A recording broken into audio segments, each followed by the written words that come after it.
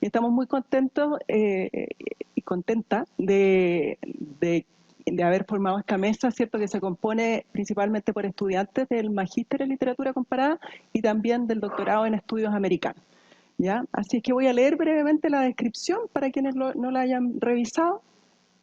Este panel busca enfrentar críticamente algunos problemas que afectan nuestro presente y que dan cuenta de la crisis del sujeto humanista como nodo articulador de la racionalidad occidental.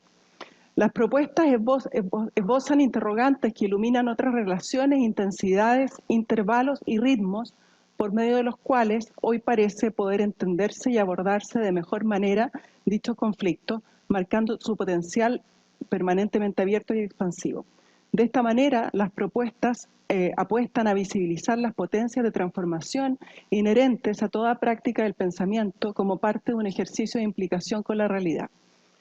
Una tarea de estas características supone un gesto de dislocación respecto de los límites que pretenden fijar las relaciones posibles entre pensamiento y mundo y que día a día van dando cuenta del carácter progresivamente asfixiante de este entendido como una entidad unívoca y homogénea.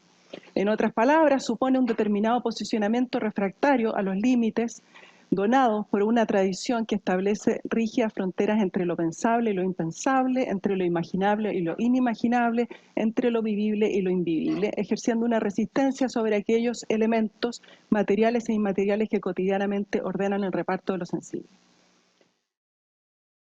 Así, y desde la base de los aportes de los nuevos materialismos, las propuestas reunidas en este panel apuestan por una rearticulación de las fronteras entendidas en torno a una cierta idea de límite y del medio como espacio que surge como efecto de estas delimitaciones y que es posible constatar en diversos fenómenos culturales y propuestas artísticas y literarias contemporáneas. Junto con dislocar la centralidad de lo humano, las propuestas iluminan a la vez que ejercen un giro o torsión para situarse en el medio, ni fuera ni sobre los fenómenos considerados como condición de posibilidad de nuevas asociaciones y relaciones dentro de la totalidad que componen los mundos que hoy habitamos. Bueno, ahora voy a dejar hasta ahí la descripción y le voy a dar la palabra sin más a nuestra primera ponente, que es Vania Riquelme, y que va a exponer su intervención: Imágenes del desplazamiento y la erosión, lo residual como registro de una materialidad en la obra fotográfica de Mandy Barker. Buenas tardes a todos y todas. Primero que nada, agradecer la convocatoria realizada por la profesora Antonia Yu y Pedro Moscoso. Un gusto estar acá junto a mi compañera Julieta también. Bueno, como lo mencionó la profesora, mi trabajo se titula Imágenes del desplazamiento y la erosión. Voy a proponer 3 objetivos para articular la ponencia, y el primero sería reflexionar en torno a las imágenes, una reflexión breve, como dispositivos con capacidad performativa. Luego proponer una lectura vitalista de las colecciones que componen el corpus de investigación, las cuales en conjunto representan un archivo de la circulación del plástico en su cariz de objeto residual. Y en tercer lugar, analizar las colecciones como imágenes que levantan otro régimen de visibilidad, uno que expresa la vitalidad de la materia y conduce a tensionar sus categorías hegemónicas. Bueno, respecto del primer objetivo, Andrea Soto Calderón nos menciona que las imágenes tienen la capacidad de ir articulando relaciones que nos van orientando en el mundo. Entonces ella nos dice que no se reducen solo a lo visible, sino que son dispositivos que crean cierto sentido de la realidad. Por lo mismo tienen la capacidad de interrumpir los flujos mediáticos. Su carácter es disruptivo. En el fondo las imágenes tienen la capacidad de aperturar hacia nuevos imaginarios a realidades que no les preexisten. Y entonces nuestro gran desafío de la época, lo señala también Andrea Soto Calderón, es explorar la capacidad que tienen las imágenes para modificar una situación. Bueno, y si de situaciones se trata, estamos frente al antropoceno, que, muy en el decir de Haraway, obedece a un cúmulo de huellas producidas por la actividad antrópica en las diferentes capas de la Tierra. El antropoceno se presenta como un fenómeno profundamente material que puede ser visibilizado a partir de sus paisajes residuales. estas huellas se inscribirían en lo residual. Bueno, una de las huellas del antropoceno tiene su génesis o sus inicios en 1907, cuando se crea la primera sustancia sintética de la historia del plástico, que es la baquelita. Posterior a este hallazgo, nosotros sabemos que el plástico fue inundando las prácticas cotidianas y también que se instaló en la economía mundial. Pero es relevante pensar el plástico como un circuito donde tenemos los espacios de producción, los procesos de circulación de las mercancías, la práctica del consumo, de acumulación y el desecho como un acontecimiento que transforma las cosas o los objetos en residuos o génesis también de nuevas bifurcaciones de este circuito mucho menos visibles.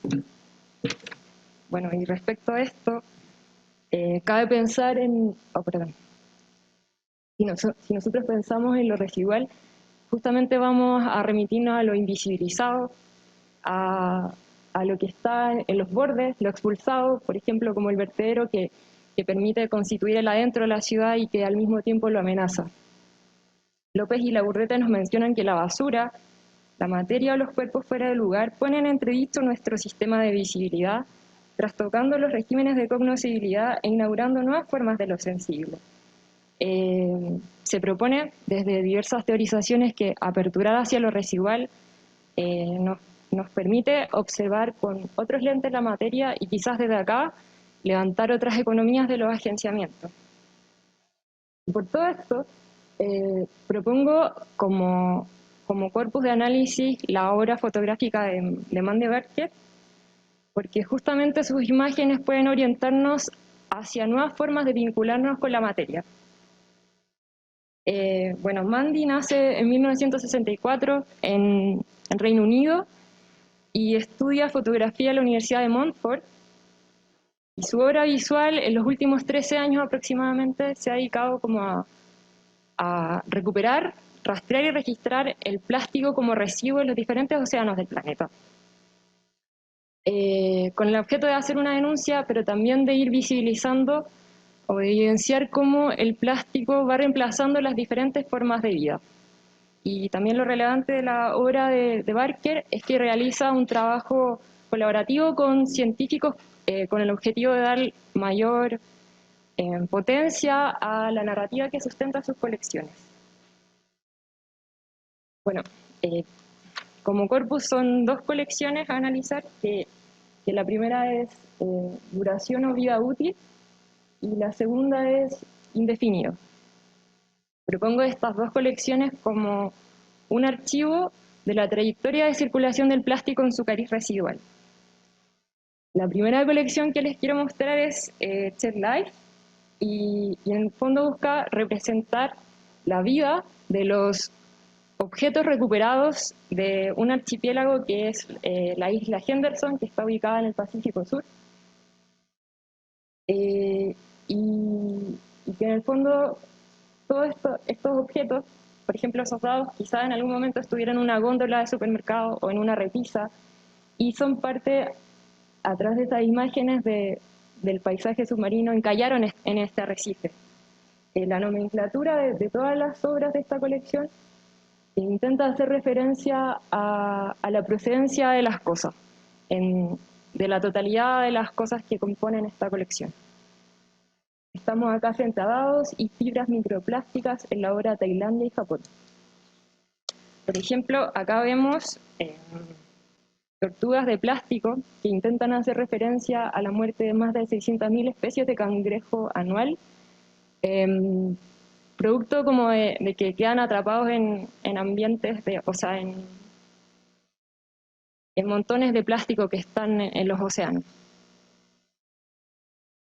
En este mundo de cosas, por ejemplo, fueron identificadas 45 marcas de multinacionales que a la vez dan cuenta de una producción localizada en más de 25 países. Damos cuenta de la presencia de cosas que alguna vez poblaron nuestro mundo y en estas tomas devienen cuerpos acuáticos. Por ejemplo, aquí hay un juguete de caballito, una escobilla. En todas estas imágenes, las cosas aparecen en suspensión haciendo una evidente alusión a la ingravidez propia del medio submarino. Y respecto a esto, cabe destacar la técnica fotográfica de Barker, que consiste en levantar capas de imágenes. Primero, una primera imagen con las cosas más pequeñas encontradas en los océanos, después repite el gesto con las medianas y más grandes, y las unifica mediante edición para generar este efecto de profundidad. A partir de esto se propone leer a estas imágenes como un montaje, es decir, como relación entre elementos sobre una superficie, considerando su técnica de recolección, disposición e intención alegórica. Nosotros observamos un mundo de cosas que circularon por miles de kilómetros, por ejemplo desde Malasia, para hacer parte del paisaje submarino y a través de estos montajes mimetizarse con los arrecifes de coral del archipiélago. Si pensamos nuevamente en las bifurcaciones del plástico una vez desechado, estas se plasmarían en el desplazamiento por ríos y mares para transformarse, tal como lo muestran estas tomas, en otra corporalidad acuática. Bueno, a través de esta alegoría a la vida submarina podemos pensar cómo nuestra idea de las cosas se va desestructurando. Porque estamos enfrentados a un cúmulo de cosas reducidas desde una lógica antropocéntrica a meros objetos pasivos e inertes. Sin embargo, en estos montajes las cosas aparecen como portadoras de una excéntrica vitalidad e invitan a cuestionar y o desarticular la dicotomía entre lo orgánico e inorgánico. A partir de esto, propongo como hipótesis que cuando las cosas se tornan la materia que territorializan, es decir, los cuerpos de la flora y fauna submarina mediante este montaje de imágenes que son mimesis y alegoría de su vida, porque observamos el movimiento de los bancos de peces, las formas de los arrecifes de coral y las corporalidades acuáticas, emerge de ellas una vitalidad que propicia otro régimen de visibilidad, uno que revela la cualidad vibrante de la materia, en este caso, el plástico como residuo que en los intervalos de su erosión produce efectos dramáticos y sutiles. Bueno, para ahondar en esta lectura, quiero mostrarles ahora la colección Indefinite, que en el fondo nace desde la interrogante por la temporalidad de las cosas en nuestro mundo, por la estimación de su duración. Lo relevante también de esta obra, o sea, de esta colección, es que todas las cosas están, se exponen tal como fueron encontradas en la superficie marina. Y lo que nos dice Barker es que, bueno, a partir de este trabajo colaborativo con investigadores científicos, que se propone como hipótesis que todo el plástico que ha sido producido, en el fondo, sigue conviviendo con nosotros, como que no se ha degradado. Acá estamos frente a cuerdas de nylon, la primera imagen, la imagen del medio es PVC, estos guantes, y acá lo que está a la derecha es una botella de plástico, y la pregunta, bueno, estos intervalos de duración pueden variar entre 1 año y 450. Bueno, acá en esta yuxtaposición de imágenes estamos frente a cómo se va tensionando en el fondo esta idea de lo orgánico e inorgánico. Las imágenes hablan por sí solas como respecto de la similitud de estas corporalidades. A la derecha estamos frente a la obra 30-40 años o indefinido, que se compone de cuerdas y fibras microplásticas que, dado las corrientes submarinas, va tomando esta forma del mismo modo que una bola de nieve. Y aunque cueste creer, estas bolas de plástico pueden pesar hasta 1 tonelada. Entonces la fotógrafa las define como cuasi vertederos en movimiento. Este vertedero en movimiento tiene una similitud muy grande, al menos para mí, con la anémona chilena, que es parte del paisaje submarino de la región de Iquique. A partir de esta tensión nosotros podemos imaginar una vitalidad creativa de las cosas para autoproducirse en sintonía con las corporalidades acuáticas. Entonces, citando a Delanda, la materia inorgánica se presenta como algo mucho más variable y creativo de lo que nosotros podemos imaginar. Cabe entonces destacar los aportes de Jane Bennett, que nos propone un conjunto de herramientas teóricas precisamente para observar la materia de los cuerpos humanos y no humanos desde su capacidad afectiva. En diálogo con Bruno Latour y con Spinoza también, Bennett nos dice que las cosas son portadoras de agencia, que tienen la capacidad de afectar, y que esta fuerza, este poder activo, se inscribe en tanto cuerpo. Es una fuerza constitutiva, no externa, con el objeto de invitarnos a percibir la vitalidad energética dentro de cada cosa, en las cosas como entidades irreductibles a las categorizaciones producidas por el mundo de los sujetos. Bueno, por ejemplo, acá estamos frente a una mixtura de plástico, en esta obra 400 años o indefinido, y ella aquí nos menciona que el plástico nunca se biodegrada, simplemente se descompone en fragmentos más pequeños. Damos cuenta entonces de una vitalidad de las cosas por extender o por tener una continuidad mayor en los espacios. Atestiguamos una materialidad que insiste, que se niega a desaparecer, porque aún modificando su impronta inicial, la porosidad y desgaste de las cosas hechas de plástico después de 10 o 20 años, como lo muestra esta obra, se presenta como un reflejo de una historia de erosión de partículas segregadas continuamente. En este proceso los plásticos habitarían otro tiempo, el tiempo de la erosión. Su desgaste no se reduce solo al producido por el uso en la vida de los humanos, sino también al movimiento perpetuo de las olas y las corrientes submarinas, que como condiciones fértiles para su abrasión propician una sobrevida que se extiende de forma indefinida. En este sentido, la agencia de la materia inorgánica manifiesta la erosión del plástico visible en estas obras, esa expresión de la vitalidad de la materia. Bueno, respecto de estos tiempos de erosión, en los que percibimos una voluntad de las cosas por extender su temporalidad en la Tierra, cabe destacar los aportes de López y Laburdete, quienes nos mencionan diferentes conceptualizaciones en torno al residuo. Nos mencionan que el resto alude a un registro de la resistencia fuera del tiempo, el excedente traza una línea de crecimiento y un horizonte de acumulación del capital, y la basura evoca toxicidad, una temporalidad irrevocable o no reciclable.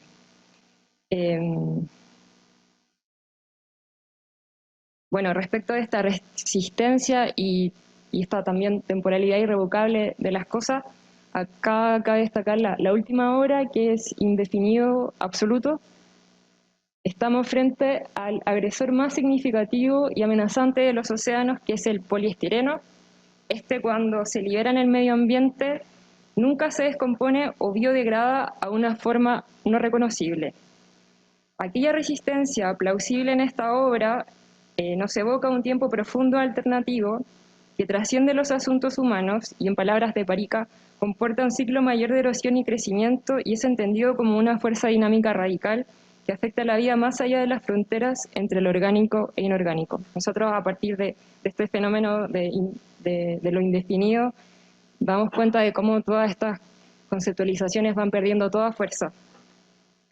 Somos espectadores de cómo las cosas, desde sus propias trayectorias, se instalan como presencias activas que exigen una relación, interpelándonos desde su poder para transgredir en sus efectos el tiempo y espacio propiamente humano.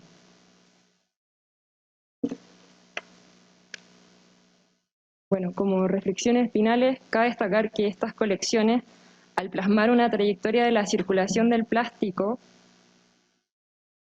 al plasmar una trayectoria de la circulación de las cosas como cartografías del destino de esta materialidad y dar cuenta de su continua degradación, se muestran ante nosotros como imágenes del desplazamiento y la erosión, permitiéndonos acceder a una imaginación de su sobrevida dentro de los ecosistemas marinos.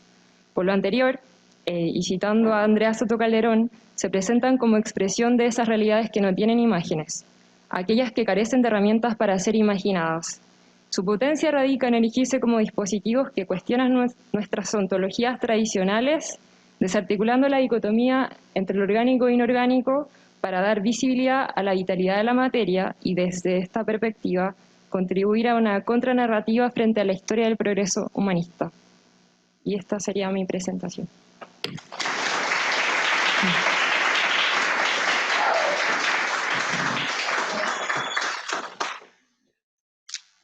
Muchas gracias, Paña. Bien impactante escucharte después de haber escuchado el panel sobre migración.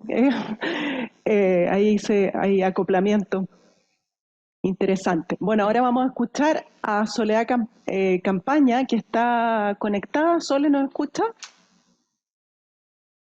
Sí, los escucho y los veo.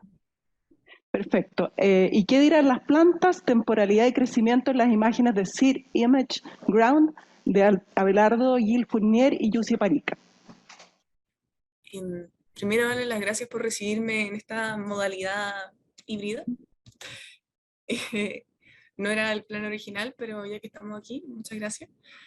Y esta ponencia es en memoria de la orquídea que mataron en mi oficina. Así que, y por todas las otras plantas que alguna vez hemos matado.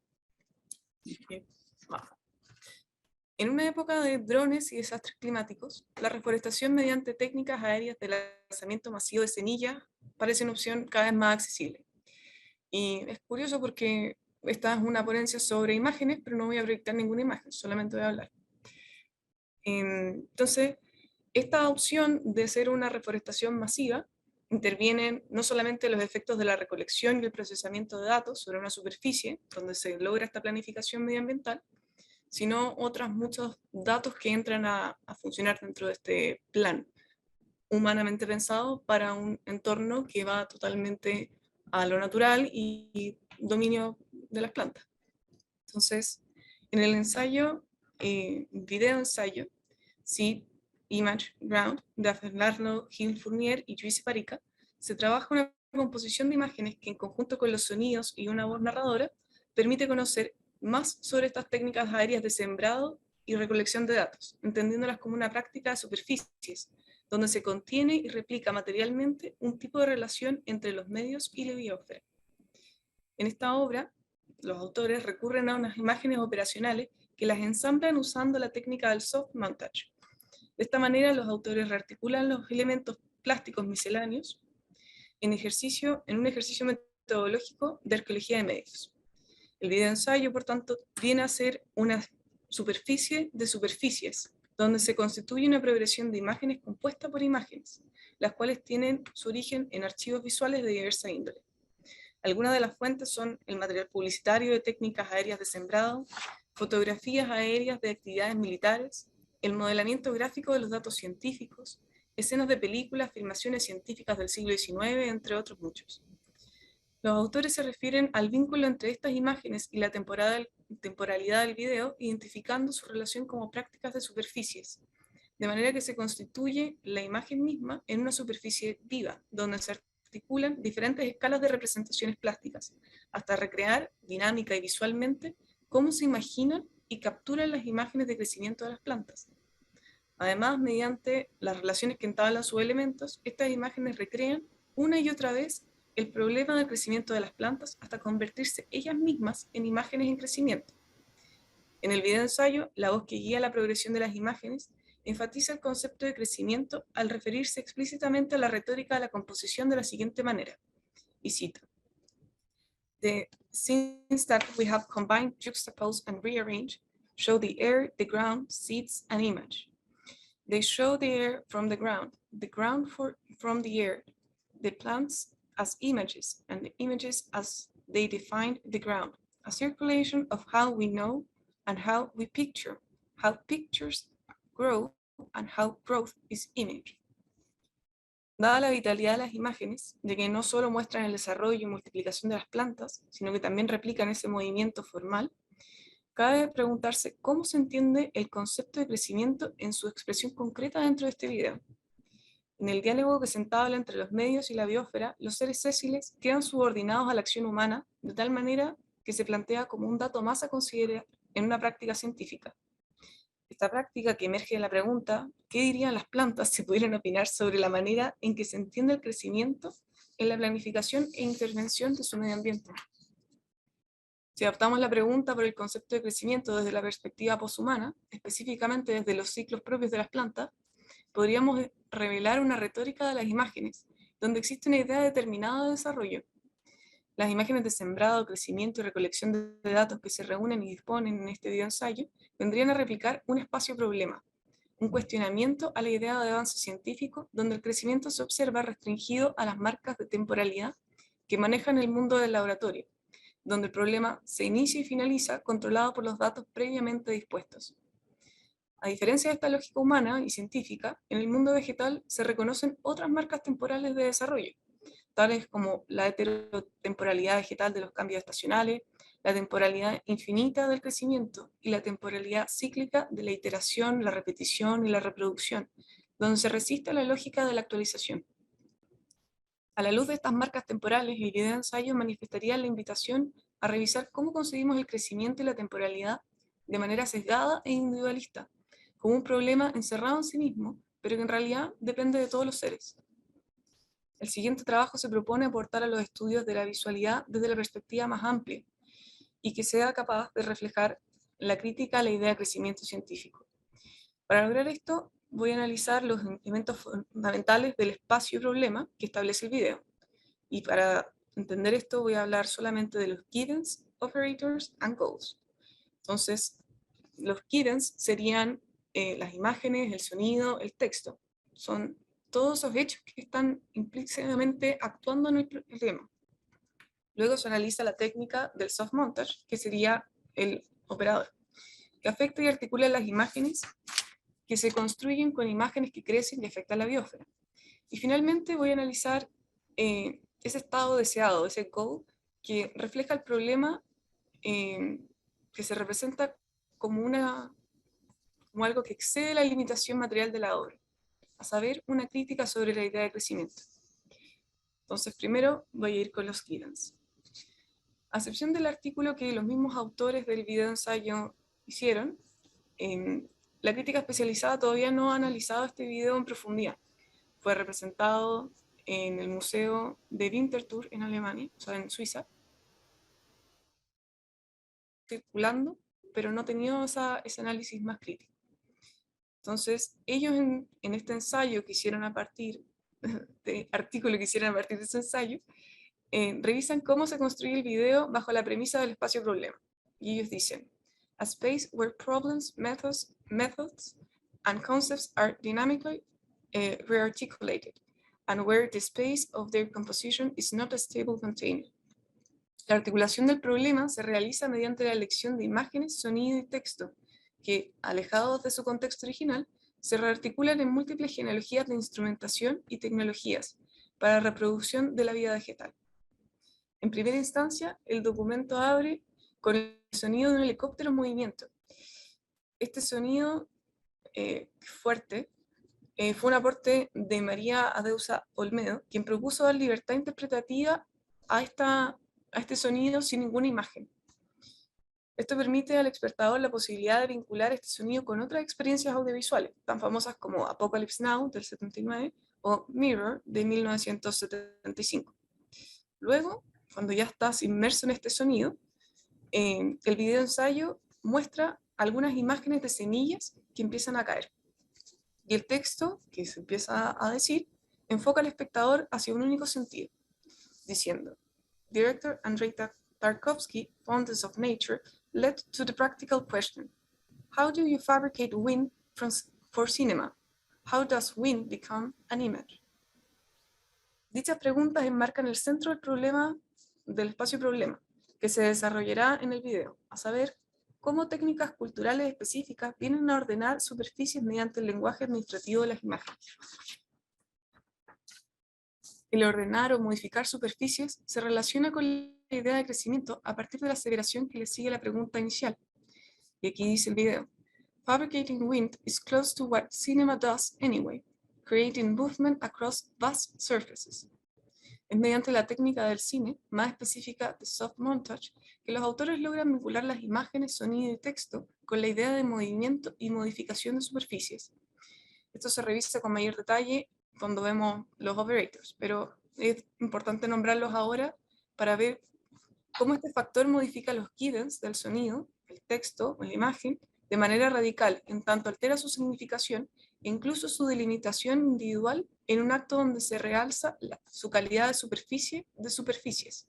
Porque tú sientes el sonido, ves la imagen, y como tiene esta técnica de soft montage, estás viendo una imagen y se superpone la otra y empiezan a avanzar. Entonces, una característica común entre las imágenes que componen el video es que todas evidencian los avances científicos y militares referidos a la recolección de datos sobre superficies. Aquí se reconocen imágenes aéreas del territorio que surgen de archivos de actividades militares, científicas o técnicas avanzadas de reforestación. La disposición de estas imágenes diversas será la clave para entregar un nuevo contexto, ya que si solo se hiciera referencia al contenido de ellas, no bastaría para comprender la funcionalidad dentro del problema espacio donde están actuando. Así, las imágenes utilizadas en este video tendrían como una segunda característica que solo pueden interpretarse en sintonía con otras en el acto mismo del video. Esto sucede no solo porque en muchos casos las imágenes comparten planos dentro de la misma pantalla, por esta técnica, sino que también se debe a una nueva red de conexiones de sentido que las separa de sus contextos originarios y las resignifica en uno nuevo mediante el efecto del sonido y la imagen y el texto que estás escuchando. En este plano de análisis, los Giddens se evidencia la poca organicidad que tienen los componentes del video ensayo en relación a la estructuración que sí tienen las plantas. Las imágenes rescatadas de diversas fuentes, el sonido que va coartando la red de relaciones del espectador y el texto que se inserta en un afán de enfocar aún más el problema donde se rearticulan los elementos, revela un énfasis en delimitar el espacio y crear redes de sentidos internas, ficticias y que están funcionando solamente en ese contexto. Este tipo de relación redunda en la lógica del humano y del tratamiento del laboratorio, donde todas las intervenciones son mediadas y planificadas. Las plantas, en cambio, interactúan con el medio modificándolo de manera ininterrumpida, en un flujo de reciprocidad único. Y esto lo tomo de Michael Marner, en donde, no lo voy a leer la cita porque es un poco larga, pero las plantas, al estar en contacto con el entorno, no solamente el entorno las atraviesa, tanto absorben, sino que al mismo tiempo lo modifican sin modificarse ellas mismas. O sea, no cambian su categoría ontológica por estar en este flujo constante con el entorno. El video ensayo intenta replicar este vínculo entre los elementos mediante la secuencia de acciones que van alterando la perspectiva de la Tierra, las imágenes y la escena. O sea, replican este movimiento, pero siempre desde el control de una persona que está poniendo muchos elementos para tener un resultado concreto en base a una idea de laboratorio. Sin embargo, existen marcas textuales que insisten en la mirada desde el antropoceno en relación a la idea de afectar otros elementos de manera intencionada para recuperar una superficie o acceder a sitios específicos. Ejemplo de esto es cuando se describe el proceso de reforestación y cómo se retrata la producción de las imágenes. Seed pods hit the ground. They replant and restore vegetal surfaces. The airplanes and drones are better for accessing difficult sites, we are told. They can cover much larger areas than by foot. The scenes we have combined, juxtaposed, and rearranged show the air, the ground, seeds, and image. They show the ground from the air, and the air from the ground. Las imágenes de sembrado y desarrollo de plantas y recolección de datos se ensamblan gracias al texto y el sonido en este espacio problema para desarrollar esta idea de cuestionamiento al avance científico. Cuando el texto se refiere a los beneficios que ofrece la tecnología para lograr la difusión y germinación de las semillas en relación a la actividad humana, de sembrado tradicional, es decir, a pie, las plantas, deja de lado el que las plantas tienen sus propios sistemas de difusión y germinación que les aseguran una dispersión completa por el territorio. Es más, el video ensayo utiliza frecuentemente la imagen de las semillas de tipo sámara, o también conocida como alada, que proviene de una flor y cuenta con las características simples de ser secas y dehiscentes. Este tipo de semilla tiene un sistema de dispersión aéreo que le permite cubrir superficies mucho más amplias de lo que podría ser un helicóptero, por ejemplo. Resulta llamativo que este tipo de semilla sámara ha sido estudiada en muchos niveles académicos, pero quizá el más relevante para este contexto es el que hizo la Universidad de Gothenburg a inicios de los 70, quien aplicó los mecanismos de la fuerza aerodinámica provocada por la sámara a una ala para la revolución de la tecnología de los helicópteros en esa época. O sea, nosotros creemos que lo hacemos mejor que las plantas, pero resulta ser que muchas veces copiamos a las plantas para tener inventos firmados con firma humana. Entonces, así podemos reconocer cómo la tecnología para la modificación de superficies, en la que tanto redunda el video, sería igualmente el resultado de la replicación de técnicas de estos mecanismos que ya vienen de la naturaleza. Esto ofrece al espacio y problema del video la posibilidad de cuestionar en qué medida el desarrollo técnico para la reforestación puede realmente desligarse de sus propios ciclos naturales que lo inspiraron. En el plano de lo temático puede apreciarse cómo las imágenes seleccionadas provienen de fuentes diversas. Por una parte son acciones de destrucción del territorio, y por otra son aquellas que están abogando por la reconstrucción de él. Y reconstrucción en un sentido acelerado, porque además no es dejemos semillas ahí, sino que son semillas activadas para que sea más rápido el crecimiento de las plantas. Además, el texto acompaña la disposición de imágenes orientadas al sentido del crecimiento de ellas y de la superficie ideadas mediante estos datos. O sea, el texto video ensayo, el texto video ensayo inserta la proximidad que tienen las acciones de modificación de superficies con las actividades militares, añadiendo sutilmente el reproche que puede hacerse a la intervención humana. Countless aerial operations redesign landscape, cities and fields. Mostly they have been military operations. Some were agriculture. In some cases they were and remain indistinguishable. De esta manera, el video ensayo muestra esta idea de texto, imagen y sonido traspasada por la acción humana que interviene en la biosfera y los ciclos temporales de los seres sensibles. Ahora pasando a lo que serían los factores de temporalidad o los operators. Entonces, una vez establecida esta característica, los mismos autores se refieren en su ensayo a la rearticulación de las imágenes de diversas fuentes mediante una retórica específica, donde una idea de crecimiento viene a limar las diferencias. From online archives and YouTube, from commercial seed bombing adverts to precision farming, historical footage of plant physiology, and time-lapse images, to data visualization of growth. We assembled a range of surfaces that were tied together with a rhetoric of fabrication of images as images of surfaces, and fabrication of movement as a fabrication of growth. Eso dicen ellos en su artículo. Entonces aquí, nuevamente, la acción de crear un movimiento en superficie se relaciona con la idea de crecimiento, donde se enfatiza esta idea de técnica por sobre un movimiento vital. Esto parece evidente, dado que las imágenes son obra de la técnica del ser humano. Sin embargo, cuando se destaca que el crecimiento de las plantas también sería el resultado de la modelación de datos y la planificación de la reforestación de un territorio, cabe preguntarse por el tipo de crecimiento que está realzando los autores en este video.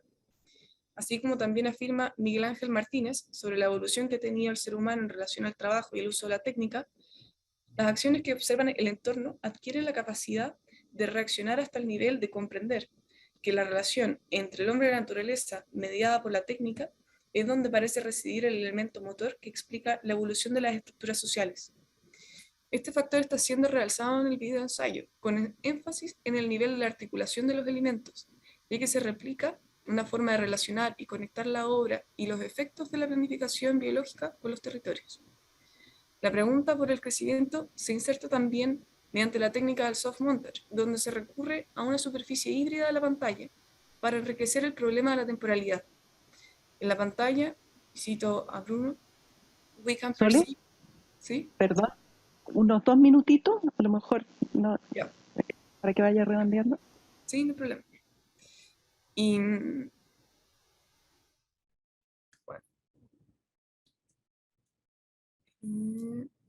Entonces, si bien el crecimiento de los seres sésiles se ejecuta en paralelo al nuestro, ellos presentan menor cantidad de signos visibles en el corto plazo. Y esto es una realidad, no pienso meterme en la teoría tanto de qué es lo que pasa realmente.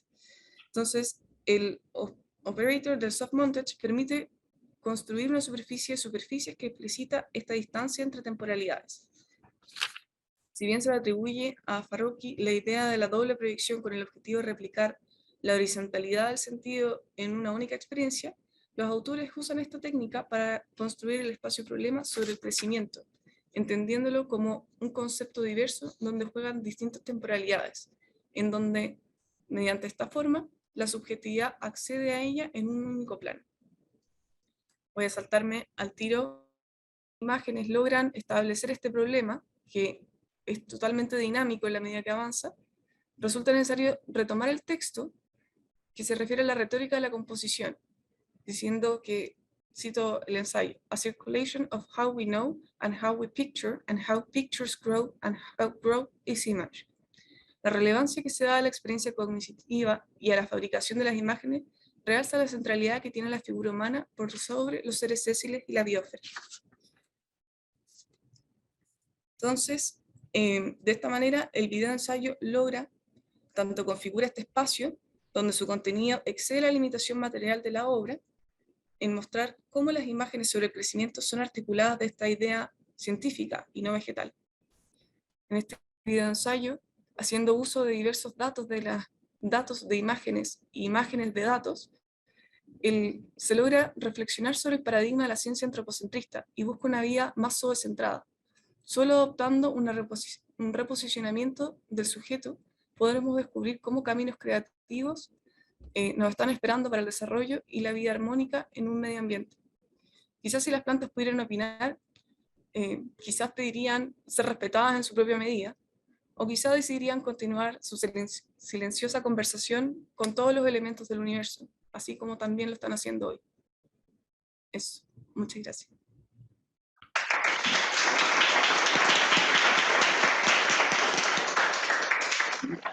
Muchas gracias, Sole. Le vamos a dar la palabra ahora a Julieta Lizaga, que también es estudiante del Magíster en Literatura Comparada, aunque en el sitio parece como doctora. Te doctoraron rápido.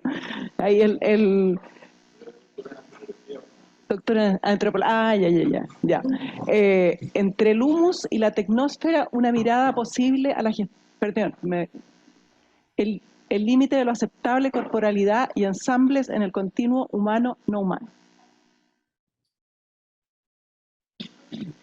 Bueno, primero saludarlos y agradecer también esta oportunidad y esta invitación. Y lo que voy a presentar hoy tiene que ver con... Bueno, aviso que generalmente me confundo con esto, así que probablemente voy a ir para atrás y para adelante varias veces. Sí, ¿cómo? Ahí está. Bien. Voy a reflexionar en torno a la posibilidad de pensar la corporalidad, en primer lugar la corporalidad humana, pero después también las otras corporalidades, a partir de la idea de lo ensamblado, es decir, un poco cuestionando esta condición de unicidad que se atribuye al cuerpo y por lo tanto, a partir de esa condición de unicidad también la condición de normalidad, ¿no es cierto? Aquello que es aceptado y aquello que no. Entonces, justamente, bueno, reflexiono sobre la condición de ensamble de las corporalidades humanas y no humanas y su potencial de armado y desarmado y rearmado en otra cosa para desafiar la noción humanista de lo acabado, lo homogéneo y justamente planteando también la pregunta acerca de si la frontera entre lo humano y lo no humano es efectivamente una frontera, o más bien sería un continuo, ¿no es cierto?, donde hay diferentes formas de habitar esta humanidad o no humanidad. Entonces, justamente, bueno, reflexionamos a partir de las corporalidades que definen esta supuesta frontera, y nos centramos en la condición de ensamble de las corporalidades, su potencial de ser armado y desarmado, pero también armado en otra cosa, justamente desafiando esa idea de lo unitario, lo homogéneo, y proponiendo desde una concepción de ensamble que las partes cobran identidad más allá de una unidad que conforman, porque esta unidad que conforman finalmente es una unidad temporal.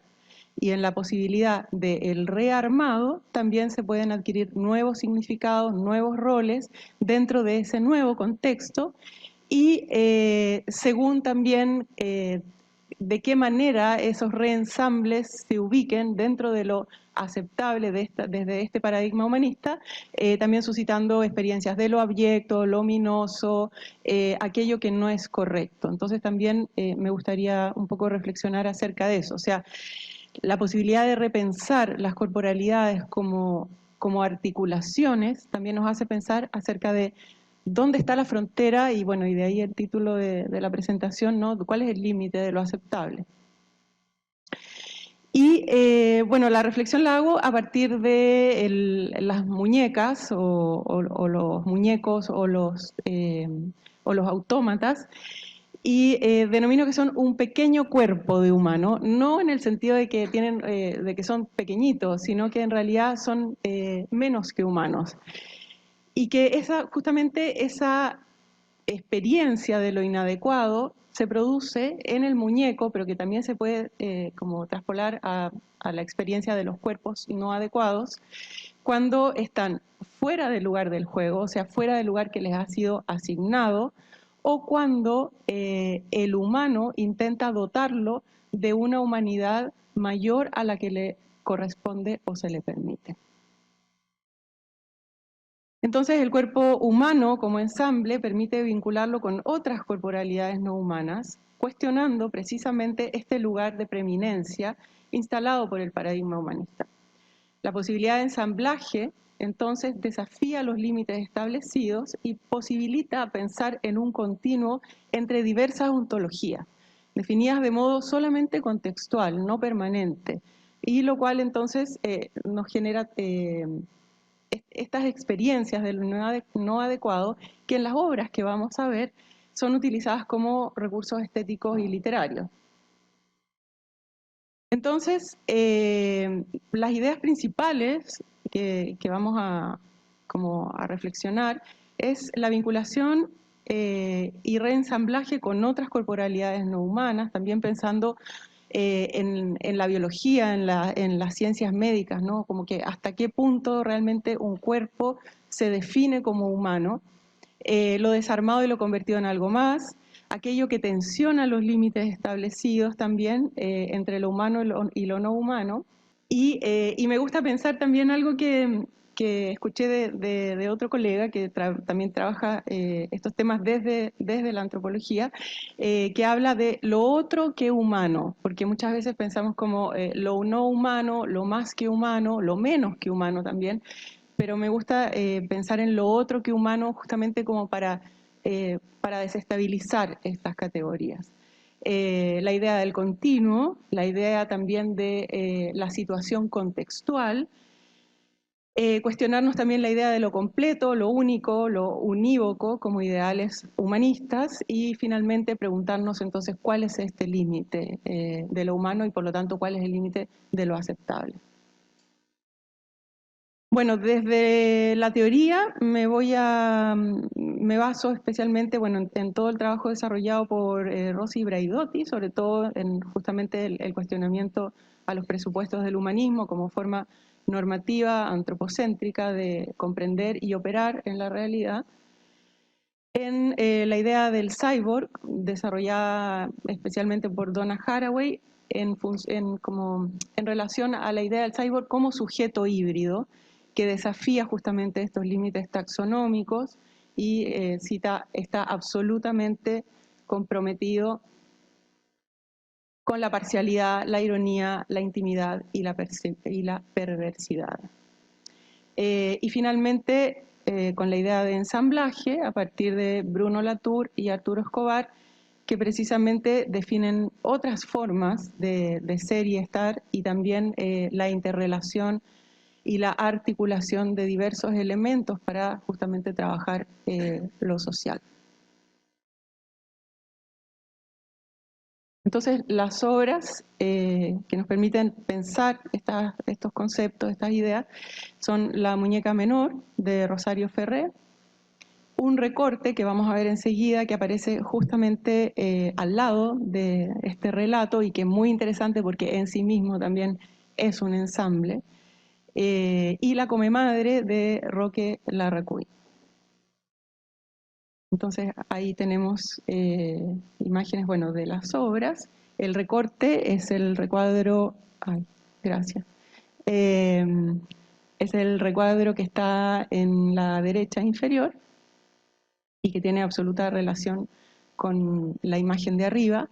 Y bueno, hacer también la salvedad de que este trabajo y este relato, que además me gustó y me inspiró mucho, fue trabajado en cultura material con la profesora Antonia Viu, y también de ahí sale también toda esta reflexión.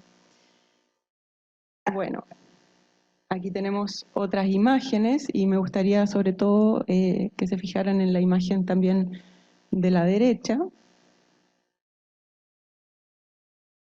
Y si bien son obras de diferentes épocas, diferentes contextos, diferentes argumentos, todas de alguna manera permiten pensar un cuerpo ensamblado no biológico o nuevamente otro que biológico, como experiencia de otras formas de humanidad y agentividad. A partir de el pensar las partes del cuerpo, los cuerpos hechos de otros cuerpos y las obras, tanto materiales como humanas, hechas de otras partes.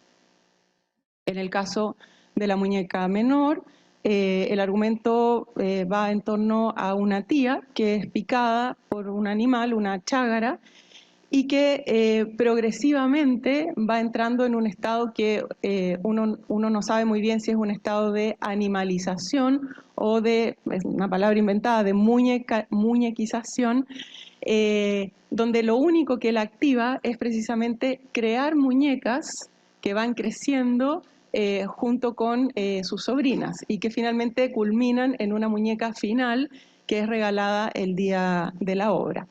Entonces hay permanentemente una relación entre el animal que picó, que se supone que vive adentro de este cuerpo humano y que de alguna manera la va primero configurando en un sujeto extraño. Ya de por sí es una tía que es interesante porque es una tía que vive en un ambiente, en una familia nuclear, ¿no es cierto? Entonces también podríamos pensar justamente como en los márgenes, en cómo se habitan, y esta tía va habitando los márgenes también en su propia corporalidad. En el énfasis que pone tanto el relato como también la acción de construir las muñecas con partes de las sobrinas, y también con el énfasis que se pone en determinadas partes, especialmente en los ojos. Y finalmente, al final del relato, una indefinición entre la muñeca, la tía, la sobrina y las chágaras, donde realmente queda abierto y lo interesante es justamente de qué manera gradualmente se empiezan a imbricar estas realidades, estas conciencias y estas ontologías también. Entonces, bueno, una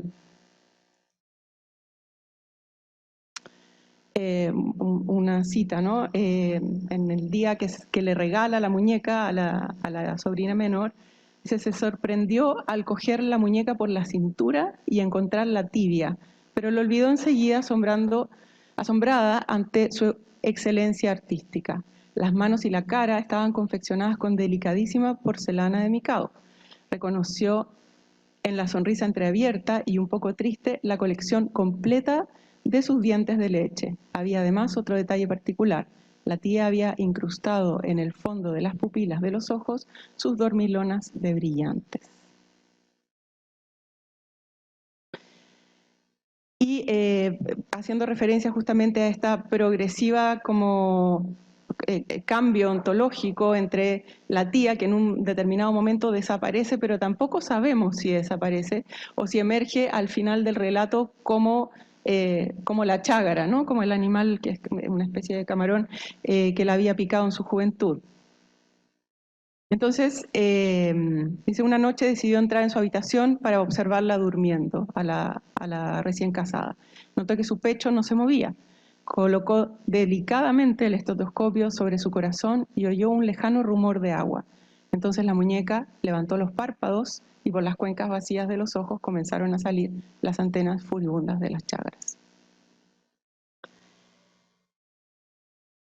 Entonces, bueno, no lo voy a, ya lo dije esto y no quiero tomar demasiado tiempo, pero finalmente la narración en la muñeca menor justamente se mueve en torno a la poco clara separación entre lo humano, lo animal, lo material, lo animado y lo inanimado, donde las muñecas en sí mismas son ensambles de diversas materialidades, tanto humanas como no humanas, pero también geografías, ontologías entre lo vegetal y lo animal, y que justamente estas fluideces, estos tránsitos ontológicos también se van traspasando hacia los modelos que inspiran estas muñecas y también hacia su hacedora. En el caso del relato, se trata de como un recuerdo donde se rememora en un episodio unas muñecas que son arrojadas desde un departamento y que progresivamente empiezan a desaparecer. Y empiezan a desaparecer además de un modo bastante misterioso, bastante ominoso, casi como si se fueran desmembrando o casi como si se fueran yendo también. Entonces, bueno, aquí la cita dice mucho más.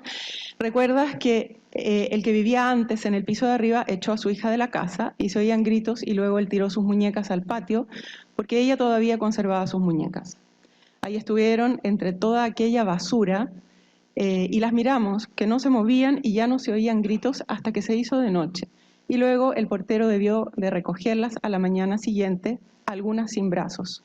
Las estuvimos mirando toda la tarde mientras iban perdiendo forma hasta que oscureció y no pudimos verlas. Y luego cuando me desperté a medianoche pensé, ya no queda nadie para vigilarlas. O sea, se las dota también de una agencia, pero también de un cierto como se vuelven amenazantes finalmente, están en la basura, están desapareciendo de a poco y de alguna manera es necesario vigilar esa condición porque en realidad tampoco sabemos mucho qué son esas muñecas, ¿no es cierto? Y finalmente en la Comemadre, bueno, traje esa imagen además que me pareció interesantísima y además siempre como que se generan estas sinergias sin que uno lo quiera, ¿no? Entonces, sobre hablar de basura y ahora hablar de plantas también. Una noticia donde ingenieros han sido capaces de convertir una planta carnívora en un brazo robótico. No sé cómo, pero me pareció muy apropiado al tema.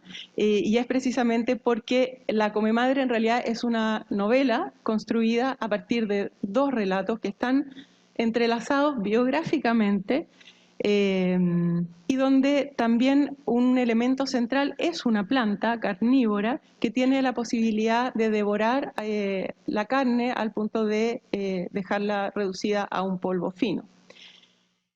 En el primer relato, y por eso les mencionaba al principio que se fijaron en la imagen de la derecha donde había una decapitación, que de hecho es una de las portadas de ese libro, de una de las ediciones, un grupo de médicos a principios del siglo XX empieza a experimentar, bajo el engaño, además de ofrecer una cura con el cáncer, sobre la conciencia y dónde ésta habita en el cuerpo. Y a partir de una noticia que encuentran que existe un breve lapso, segundos, después de la decapitación, donde todavía hay conciencia y la cabeza desmembrada es capaz de articular palabras, entonces empiezan a realizar decapitaciones y además ahí hay toda una crítica también sobre la bioética, decapitaciones para ver qué dicen estas cabezas, ¿no es cierto? Aquellos enfermos que ellos convocan bajo la promesa de sanarlos. Entonces hay toda una pregunta, bueno, además,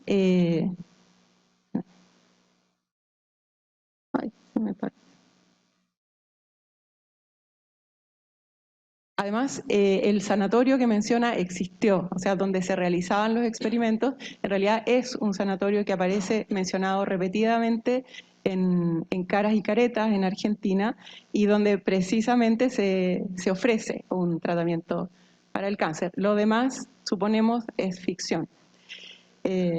Suponemos. Como queremos suponer.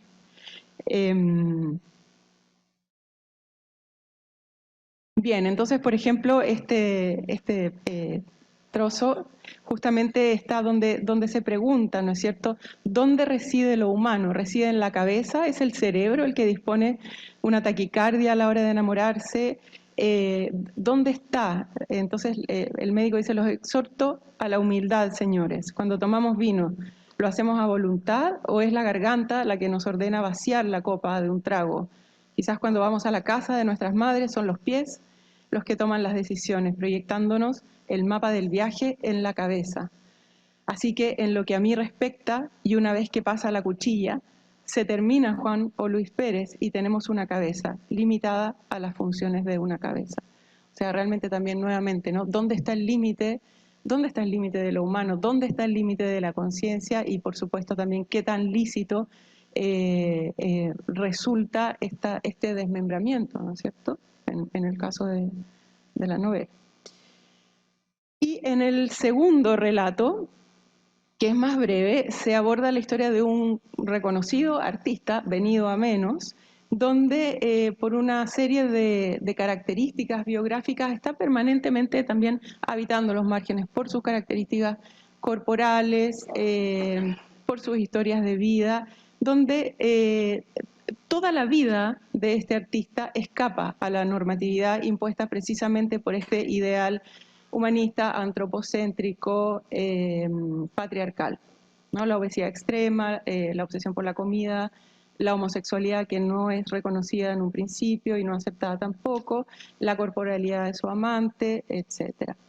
Y posteriormente una sociedad con otro artista donde esta sociedad finaliza justamente con la exposición de partes de cuerpo y de experimentos en torno al poder de esta planta carnívora de consumir la carne. Julieta, ¿un minutito más? Sí, estoy. Bueno, entonces, para concluir, justamente estas obras nos permiten pensar lo que ya habíamos anticipado, que a partir del armado y rearmado no hay condición de normalidad que determine un grado de aceptabilidad de los ensamblajes e hibridaciones, ya sea que estemos hablando de cuerpos de muñeca o cuerpos de humanos. Y esta naturalidad es precisamente lo que suscita la experiencia de lo inadecuado. Otro punto de encuentro es justamente que no es tan importante si al final los relatos se tratan de cuerpos de humanos o no humanos. No, realmente las fronteras ontológicas no están del todo definidas y más bien son intercambiables. Y para concluir, entonces, la idea de lo ensamblado nos obliga a repensar la unicidad del cuerpo, pero también otras unicidades, como las identidades, las etnicidades, las pertenencias, lo articulado, y también como aquellos elementos donde de alguna forma algo falta, ¿no? Lo mutilado, lo diferente, permitiéndonos pensar en realidad en unicidades únicas que experimentan su completitud a partir de una experiencia, de lo experiencial, que es propio y exclusivo. Y bueno, eso finalmente nos lleva a plantearnos la condición ontológica a partir de preguntas como dónde comienza o termina el cuerpo, dónde reside la conciencia y en definitiva también qué es lo que nos hace humanos. Muchas gracias.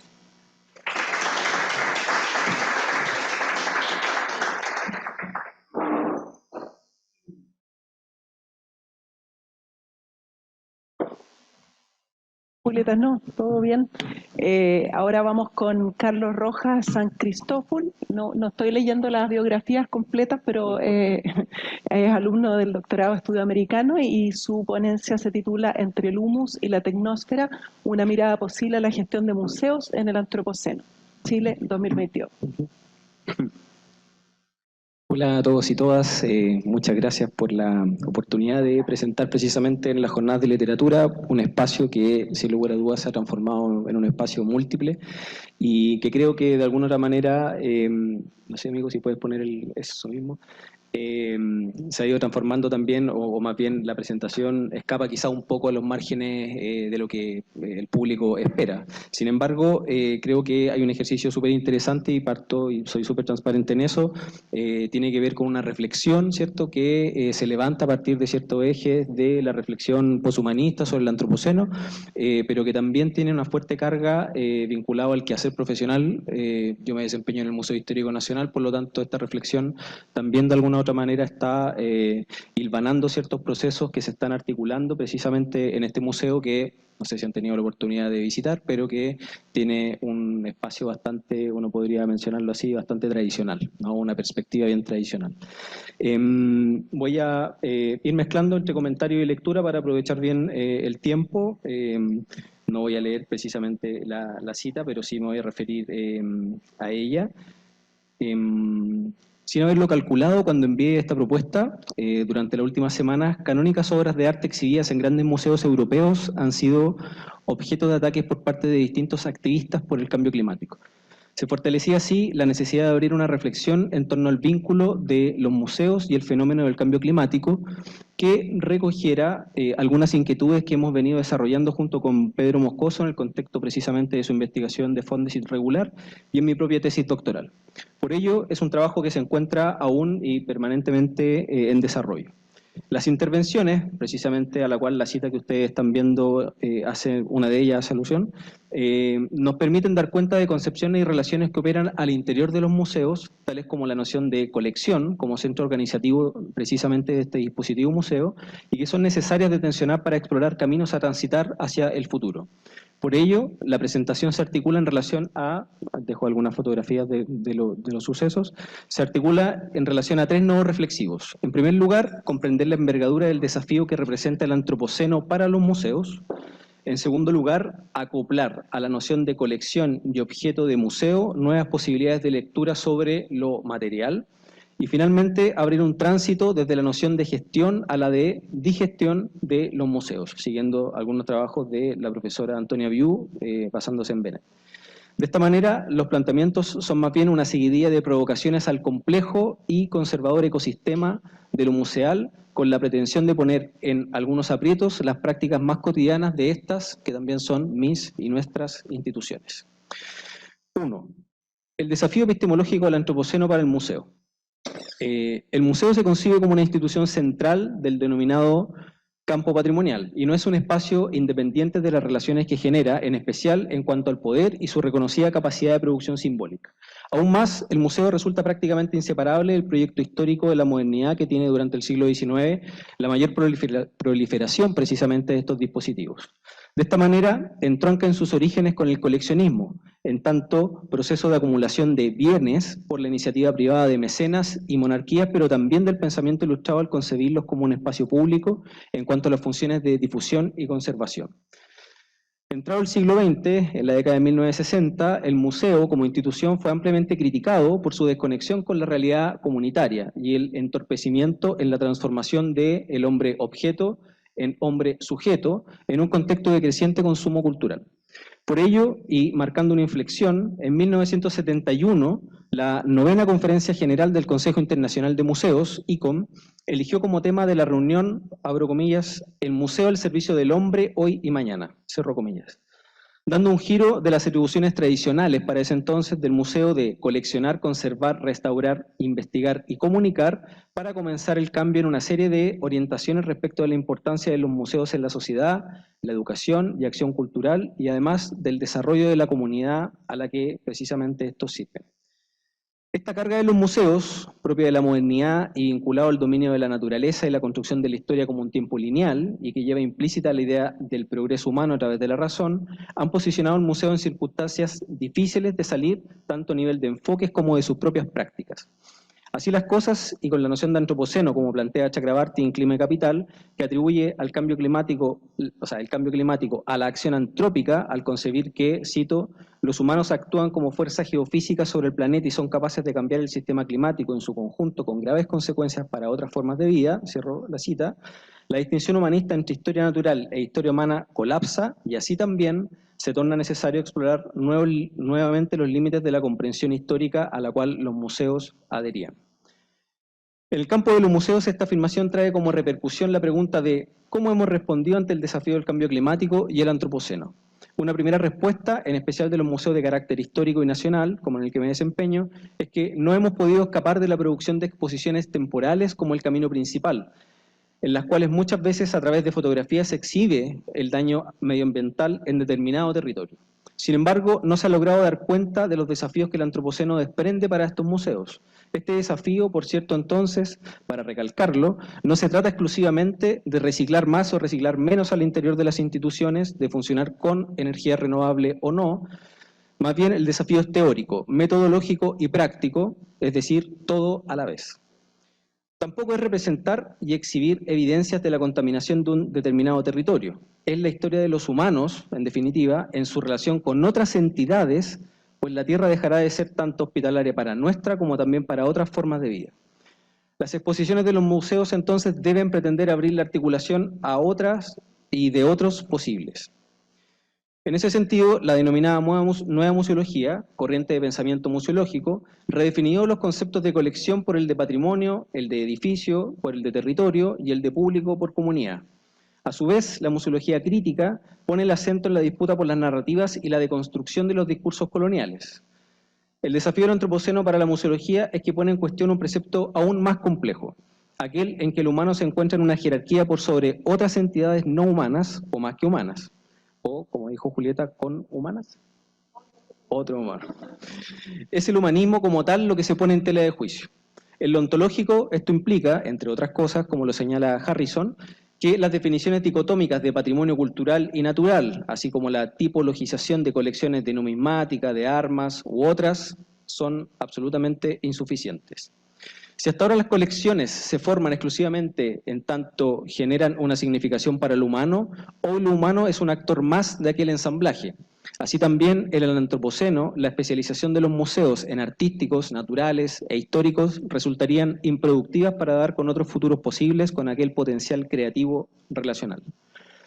Desde esta perspectiva, los procesos de coleccionar, comisariar, conservar y hacer exposiciones han surgido como terrenos de prueba clave en la crítica postcolonial feminista y antihegemónica, con los museos a menudo posicionados como catalizadores y pararrayos para debates más amplios sobre identidad, historia y memoria colectiva.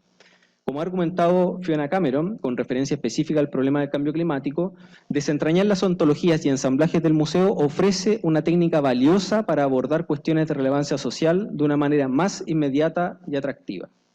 Si bien los cimientos institucionales del museo han sido cuestionados durante las últimas 2 décadas, el concepto mismo del museo como un marco crítico creativo ha ganado simultáneamente también una fuerza considerable, más en otros espacios y no necesariamente en el espacio nacional, en Chile.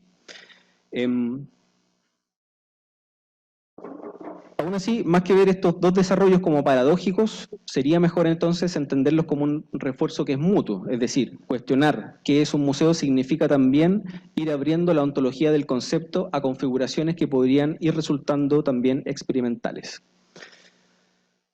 2. La necesidad de una apertura del campo patrimonial a nuevas lecturas sobre lo material. En el entramado de la construcción de una teoría social del patrimonio, se ha propuesto una metodología de investigación que transita desde los objetos a los sujetos, pues todo objeto que forma parte de una colección de un museo sería un, cito, documento depositario de un gran cúmulo de información que habla tanto del contexto de producción y uso del objeto, y, cierro la cita, se conformaría así la reconstrucción de una biografía social de los objetos en un contexto que es determinado. De manera general, una colección se podría definir como un conjunto de objetos materiales e inmateriales, es decir, obras, artefactos, especímenes, documentos, archivos, testimonios, entre otros, que un individuo o un establecimiento, estatal o privado, se han ocupado de reunir, clasificar, seleccionar y conservar en un contexto de seguridad para comunicarlo, por lo general, a un público más o menos amplio. Por eso, esa imagen también. Ya sea material o inmaterial, la colección figura en el corazón de las actividades del museo. La misión de un museo es adquirir, valorizar y preservar sus colecciones con el fin de contribuir a la salvaguarda del patrimonio natural, cultural y científico, según lo establece el Código de Deontología del Consejo Internacional de Museos. En términos generales, se ha entendido que los objetos de museos tienen una característica particular, y es que el objeto sería diferente de la cosa, la cual, por el contrario, mantiene con el sujeto una relación de contigüidad e instrumentalidad. Por ejemplo, el instrumento como prolongación de la mano es una cosa y no sería entonces un objeto de museo. Por el contrario, un objeto de museo entonces es una cosa musealizada, una cosa que puede ser definida como cualquier realidad en general. La expresión objeto de museo podría ser casi una redundancia en la medida en que el museo no es solamente un lugar destinado a cobijar objetos, sino también un lugar cuya principal misión es transformar las cosas precisamente en objetos. Como lo señala Desvalés, y lo cito, en ningún caso el objeto es una realidad en bruto o un simple dato que bastaría recoger para constituir, por ejemplo, las colecciones de un museo. Tiene, esto lo refuerza, un estatus ontológico que va a asumir en ciertas circunstancias tal o cual cosa, dando por entendido que dicha cosa no será siempre asimilable a un objeto. Cierro la cita. Precisamente el trabajo de adquisición, investigación, preservación y comunicación del museo lo presenta como una de las grandes instancias de producción de estos objetos, es decir, de conversión de las cosas que nos rodean. En estas condiciones el objeto de museo, o musealium o musealia, no posee una realidad intrínseca, aun cuando el museo no sea el único instrumento productor de este tipo de objetividad. Parece necesario entonces introducir una nueva perspectiva en torno a la vitalidad de los objetos. Lejos de ser entidades cerradas y delimitadas, inscritas en relaciones con otras entidades en redes funcionales, las cosas son abiertas y permeables por naturaleza, descargando a través de sus límites porosos, pero también absorbiendo perpetuamente de su entorno físico y social. Tomando la cultura material en movimiento y circulación como punto de partida, concebimos las cosas que circulan en varios contextos sociales no como objetos pasivos, con meras funciones de representación, ni como sujetos dotados de agencia a la par de los humanos, sino como, lo plantearía así Beisel, sino como encarnando poderes generativos que mueven y condicionan también a las personas, como fuerzas constitutivas de posibles formas de ser. También podrían ser como energías que resuenan con la capacidad del cuerpo para ser afectado, que va más allá de la conciencia, las intenciones y las estrategias. Esto, por cierto, siguiendo a Masumi y también Bennett. Y también otra línea podría ser la de la que plantea Barat en torno a observar estos objetos como promulgación de nuevas realidades y futuros alternativos a través de prácticas contingentes de ensamblaje y reensamblaje de cuerpos, técnicas, tecnologías, materiales, valores, temporalidades y también de espacios. Además, desde esta perspectiva y con esta mirada, vemos la producción del patrimonio en relación con los objetos en movimiento, no como algo que se preocupa por el pasado, es decir, en el cómo era, sino como una forma de práctica de creación de futuro. Un proceso de ensamblaje a la vez de nuevos mundos a través de procesos íntimos y contingentes de presencia pasada. Partiendo de esto es que, por ejemplo, Sterling comprende el patrimonio como un método crítico del antropoceno, lo que significa imaginar nuevos mundos, nuevos modos de preservación, nuevas formas de práctica curatorial y nuevos procesos de inscripción monumental territorial. Cada uno de estos gestos inevitablemente daría lugar a cuestiones clave en torno a lo que implican las subjetividades, las formaciones sociales y las ecologías materiales, pero también serían marcos vitales a través de los cuales transformar la obra de patrimonio en sí. Desde esa perspectiva, una visión narcisista o más bien centrada en el ser humano del patrimonio debería ir dando paso lentamente a este nuevo imaginario, cuyos contornos podríamos comenzar a discernir en extraños encuentros entre museos flotantes y monumentos, citando a Lorena Vázquez, una compañera del doctorado, de un tiempo que, por cierto, aún estaría por venir. En honor al tiempo, pero cerrando el punto 3, ¿cierto?, de la gestión a la digestión. En la práctica cotidiana de los museos, la gestión derivada del management empresarial y luego también cultural comprende realizar de la manera más eficiente posible los procesos que serían propios de esta institución y que ya hemos señalado: desarrollar políticas de colecciones, investigar y aperturar los museos. Salir del management requiere voluntad de pensar creativa y afirmativamente, como plantearía Braidotti, pues en el momento en que la catástrofe parece más inevitable, más necesario se torna realizar aquel ejercicio. En ese sentido, la última obra de Andrea Calderón levanta la categoría crítica de imaginación material como, y lo cito, una tentativa metodológica de los modos en los que determinados tipos de prácticas pueden contribuir a potenciar la fuerza y consistencia de un proceso de formación. Cierro la cita. En ese escenario planteamos dos grandes aspectos. Primero, el escenario actual de los museos se encuentra metafóricamente entre aquello que Salah Siwick caracterizaría como la tecnósfera, para abarcar una nueva esfera planetaria, más allá de la litósfera, la criósfera, la atmósfera o la biosfera, para hablar específicamente de una capa geológica compuesta por todos los sistemas sociales, humanos y no humanos que interactúan con la tecnología y considera la acumulación de una cantidad de desechos y la contaminación del aire, el suelo, el agua e incluso el espacio como un sistema que es nuevo e interrelacionado globalmente. Desde esa perspectiva, el paisaje, ¿cierto?, considerado así, ha cambiado para establecer un universo donde lo humano y lo no humano convergen, se ensamblan, pero también reconfiguran un tercer paisaje. Y en la otra ala, ¿cierto?, de la atención que tendrían los museos, también encontraríamos la declaración que tiene Donna Haraway al decir: soy una compostista, no poshumanista, todos somos compost, no poshumanos.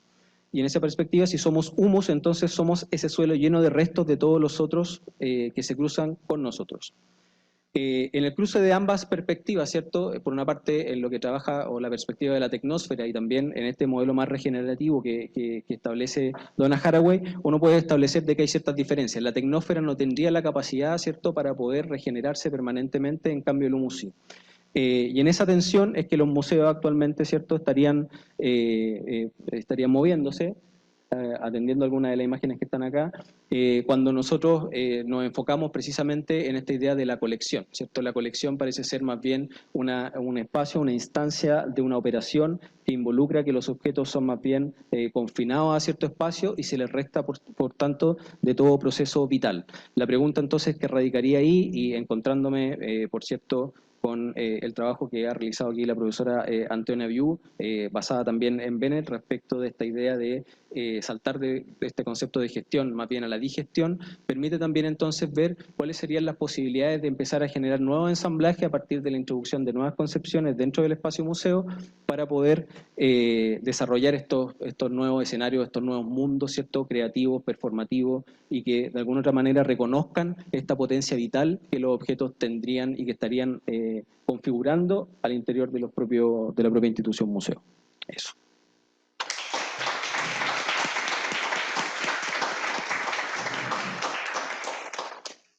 Muchas gracias, Carlos. Vamos a dar la palabra entonces a preguntas. Ahí, y Mary parece que ya está levantando la mano. Vania, para ti, percibo cierto choque entre lo que sabemos acerca de lo que el plástico produce en los océanos, el saber que tenemos, y la imagen del artista que tú has trabajado.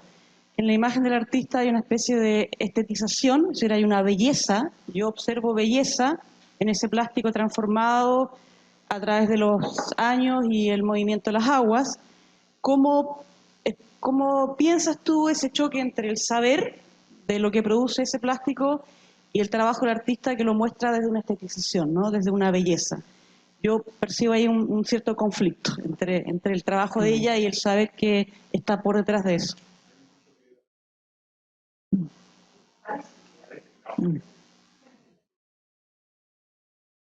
Gracias por la pregunta. ¿Se escucha? ¿Más cerca? Ahí. Bueno, me parece que quizás si nos remitimos como a estos paisajes residuales que justamente se escapan de esa estetización, en el fondo estamos remitiéndonos a imágenes que igual de cierta manera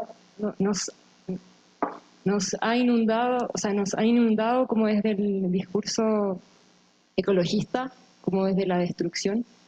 Entonces, sin querer como enarbolar como el discurso de denuncia de la fotógrafa, me parece que es relevante en torno a lo que plantea Soto Calderón, levantar otros imaginarios de esas realidades que no existen, y en el fondo dar cuenta a partir de esta belleza de las cosas que destruyen también el fondo submarino, que perviven en los océanos, que están en el fondo continuamente actuando, y creo que estas imágenes permiten visibilizar aquello, y claramente están no en sintonía con lo que finalmente realizan, o sea, como la destrucción, la deforestación de la vida submarina, pero creo que es una mirada necesaria.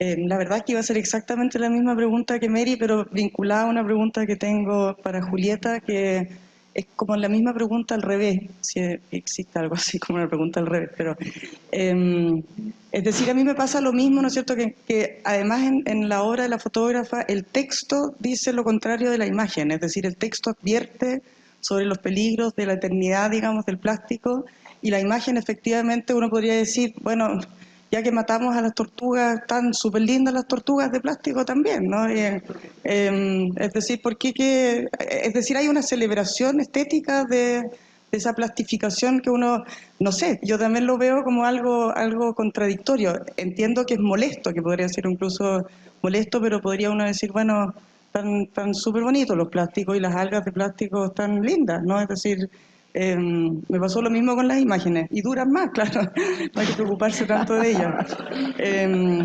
Y para ti, Julieta, me encantaron los textos, pero ahí claramente los textos juegan con el terror, ¿no? O sea, hay algo del ominoso, del terror clásico, digamos, gótico. Yo me acordé inmediatamente de Frankenstein, me acordé del Hombre de Arena, de Hoffman, ¿no es cierto?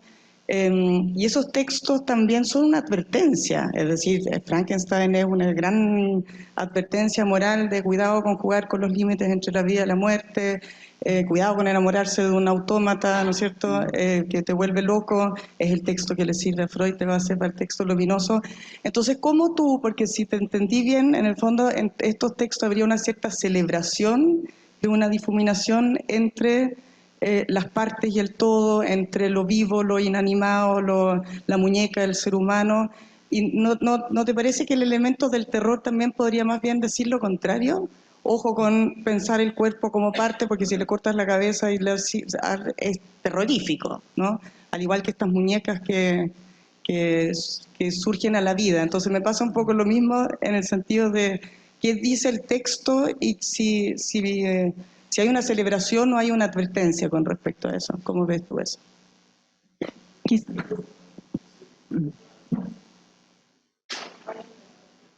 Quizás si tomamos la pregunta de Seba y contestan todos juntos. Bueno, yo sobre todo, que además tiene un poquito de relación con lo que acaba de decir Andrea, va pues también por el tema de las muñecas sobre todo, porque me parece muy pertinente la cuestión del terror, porque hay una presencia muy fuerte del tema de la muñeca y el muñeco en el terror, sobre todo cuando cobran vida. Conocemos el ejemplo más clásico, ¿no?, de la cultura popular, que es el muñeco diabólico, pero incluso en la muñequización de personas, ¿no? Quizá pienso, si no hay una relación también en ese punto, en lo que puede dar más terror, en el fondo es una asociación metafórica de la muñeca también, ya no tanto con la idea de cuerpo, sino con la idea de la infancia. Porque al final la muñeca es algo muy relacionado con la infancia, y el hecho de que una muñeca cobre vida es la idea de que finalmente pasa el tiempo, la infancia se acaba, y por lo tanto que aparezcan en un basurero es la idea de la pérdida de inocencia, o que se rompan, o que queden olvidadas, ¿no? Son todo imágenes muy potentes y un poco terroríficas sobre la idea de infancia y de paso del tiempo. Entonces me pregunto también, conectando un poco con lo que dice ella, si no hay alguna conexión por ahí, y además me llamó mucho la atención que en uno en concreto habla de los dientes de leche. Y me ha recordado mucho que también los dientes suelen ser una imagen muy típica también en el terror de la infancia. Y me ha venido a la cabeza en concreto el cuento de Poe, Berenice, en el cual los dientes es como lo único que no cambia, mientras todo el cuerpo se va enfermando, de la amada se va enfermando, en los dientes permanece, y es con lo que él se obsesiona. Y hay una serie que está basada en una novela, en verdad, actual, que se llama Sharp Objects, quizá la han visto, que también tematiza mucho ese de los dientes se vuelven como un tema muy importante del regreso a la infancia, de un encierro en la infancia, de hecho, para la protagonista. Entonces, no sé si por ahí hay alguna conexión también con el tema del terror, y como para pensar, bueno, y el ejemplo que has puesto en fotos, que no lo has mencionado, pero en fotos has puesto los juguetes de Sid, de Toy Story, ¿no? Que claro, son como reacomodaciones, pero uno puede pensar, bueno, ¿y no será también un símbolo, una metáfora del propio Sid, de cómo su infancia es monstruosa. Él es monstruoso, más que el juguete en sí, pienso. No sé. Sebastián. Bueno, también para Julieta, más que una pregunta es un comentario y algunas resonancias que sentí, bueno, más desde el horizonte filosófico, ¿no? Bueno, sí, yo sentí que, bueno, ahí en el modo como tú instalas el problema sigue dando vuelta a la cuestión del ilemorfismo, ¿no? Está ahí, digamos, presente. Y digamos, me hiciste pensar mucho en Gabriel Tart, y hay un libro muy bonito que, digamos, es una coletánea de textos que se llama Metafísicas de la Posesión, de Bess, y creo que esa idea de la posesión es interesante, digamos, eso que en el francés aparece también entre être y avoir, ¿no? O sea, digamos, hasta qué punto, ¿no? La provocación sería, si se sigue pensando el problema desde el ser y estar, y qué pasaría si se pensara desde el avoir, ¿no? Digamos, hay vida, se tiene vida, ¿no? Digamos, las cosas tienen vida. Entonces, digamos, ahí como que la provocación sería, digamos, el animar como ocupar, como un hábitat transitorio y performativo, y no, digamos, no el hecho de que se tiene un cuerpo, sino que un cuerpo nos tiene a nosotros, ¿no? Entonces, digo, sentí ahí como que había algo interesante, digamos, en pensar el hecho del haber tener en vez del ser estar, ¿no? Y bueno, y ya que yo vengo del cine, como que no sé si te has topado o encontrado resonancias, por ejemplo, con el trabajo, ¿no? de los guiones de Charlie Kaufman, ¿no? Que está Bean, John Malkovich, o también Anomalisa, y bueno, en esta tradición más de Europa Oriental, ¿no? Que están, digamos, Jan Svanmeier, ¿no? Y también están los hermanos Quay, ¿no? Que bueno, que queda en todo ese universo desde lo cinematográfico, pero bueno, sobre todo esta cuestión en relación a Gabriel Tart, y digamos como una metafísica de la posesión y no del ser, ¿no? Bueno, muchas gracias por las preguntas. Tomé algunos apuntes, espero poder responder.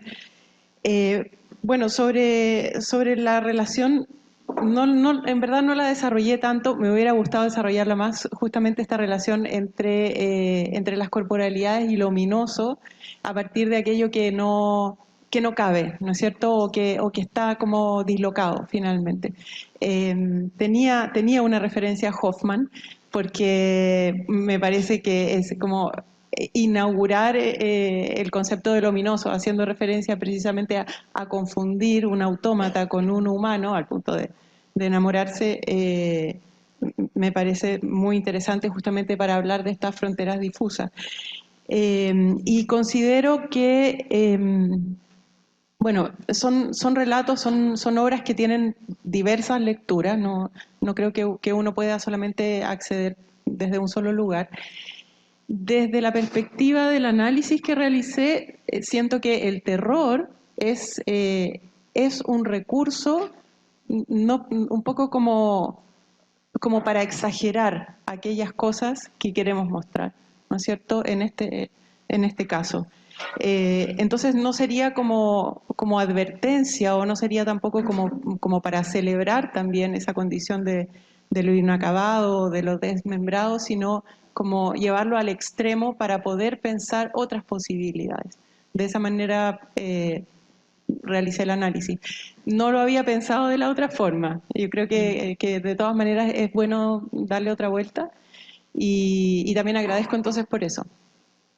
Pero bueno, me gusta en lo personal, me gusta mucho el terror como estrategia o como recurso para pensar aquellas cosas que no están bien, digamos, ¿no? Así que agradezco también la pregunta. Y con respecto a la infancia, también, bueno, sí, también es otra entrada que sí sería pertinente explorar. Con respecto a la infancia también, y pensando desde un lugar posthumanista, el niño en sí mismo también es un pequeño humano, digamos, ¿no? O es un humano incompleto. Entonces, también un poco pensar no solamente desde el antropocentrismo, desde el adultocentrismo quizás también, de qué manera la niñez es entendida como una humanidad incompleta, donde sí, claro, se quiere regresar, pero a la vez también está toda esta incomodidad de haber sido niño, ¿no es cierto? Entonces también me gusta esa idea de pensar un poco más la niñez a partir de esta idea como de que tampoco es un humano completo, cada vez menos, ¿no? Pero sí como de la poca agencia, de la poca libertad, del poco respeto y todo lo que de ello se deriva. No sé si respondo tu...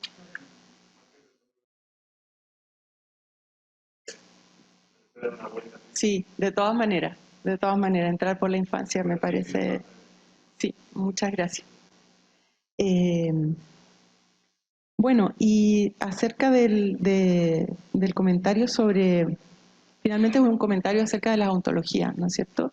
Y que tiene que ver con lo viviente. El giro ontológico ha desarrollado mucho las aproximaciones justamente a definir qué es lo viviente, qué es lo que vive, cuál es la frontera entre lo animado y lo no animado a partir de otros contextos culturales.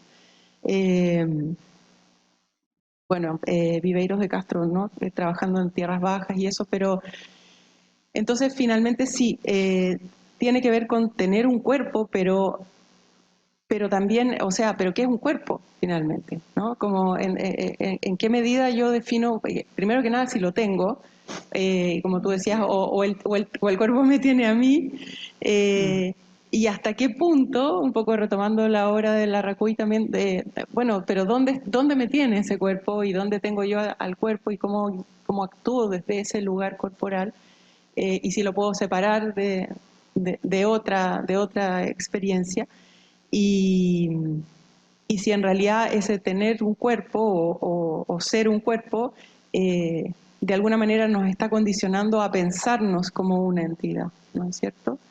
¿En qué medida podemos pensar en tener un cuerpo pero sin tener un cuerpo? Digamos, no como algo contextual solamente, y no como algo permanente que nos defina como humanos, de hecho. Eso es lo que podría decirte así rápidamente.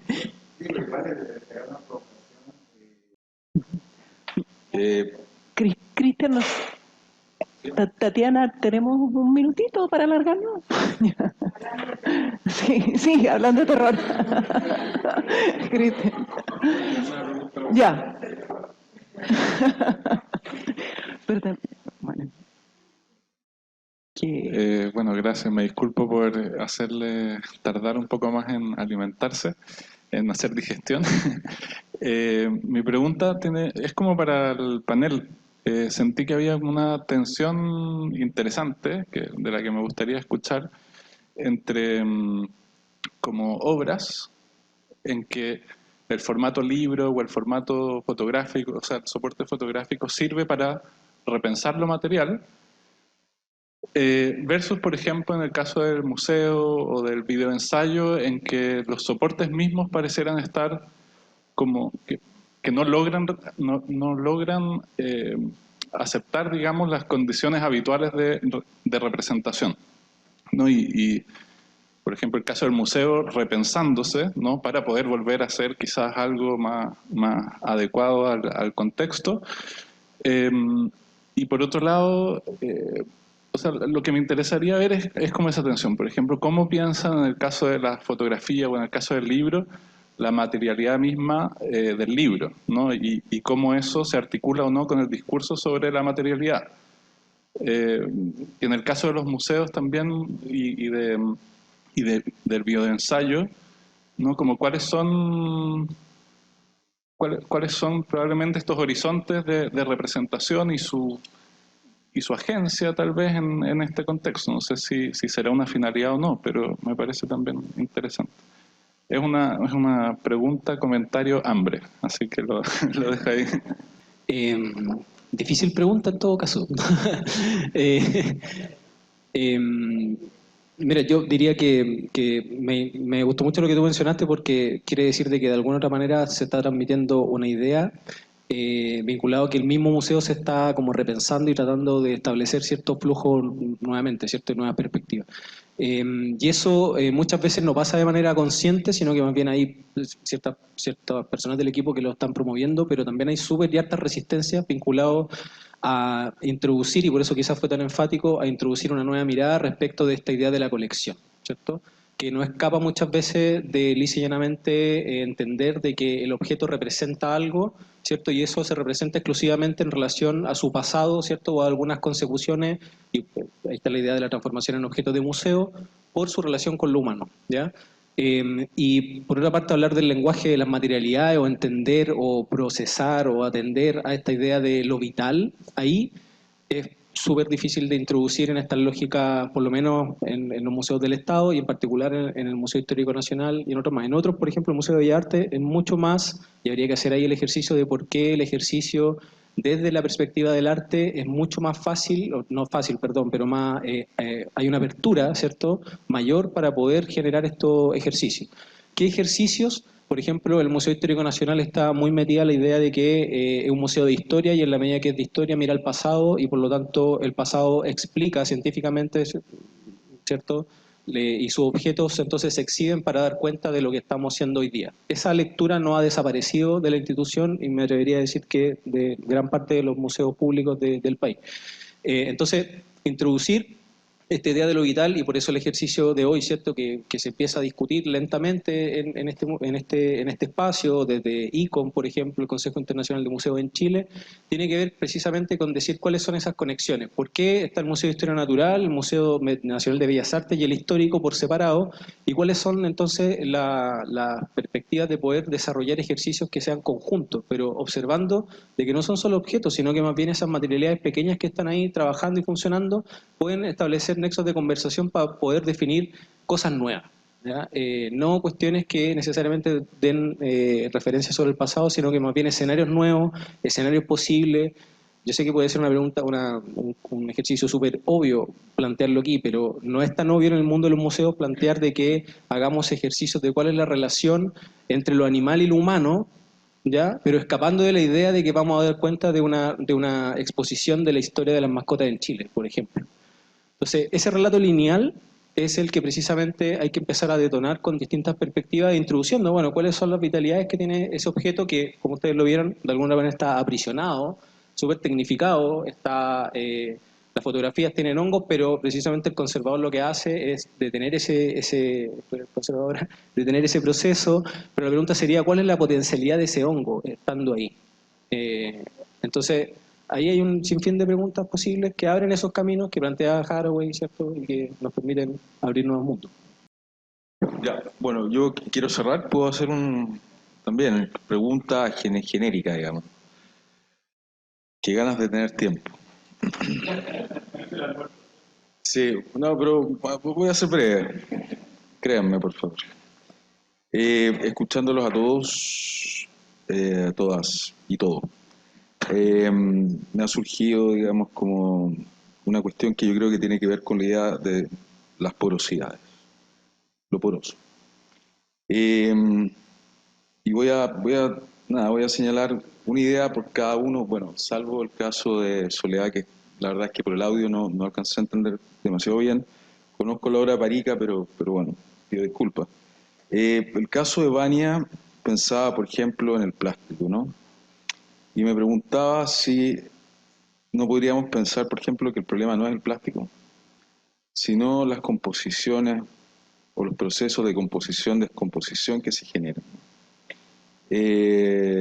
Y eso me llevó, digamos, a esta idea de la porosidad, ¿no? O sea, el problema, digamos, que bueno, claro, uno lo sitúa desde el problema de lo biodegradable o no biodegradable, ¿no? Pero uno podría situar, además que en esta lógica, ¿no?, de esto que se va descomponiendo y se va haciendo invisible, pero que no desaparece, ¿no?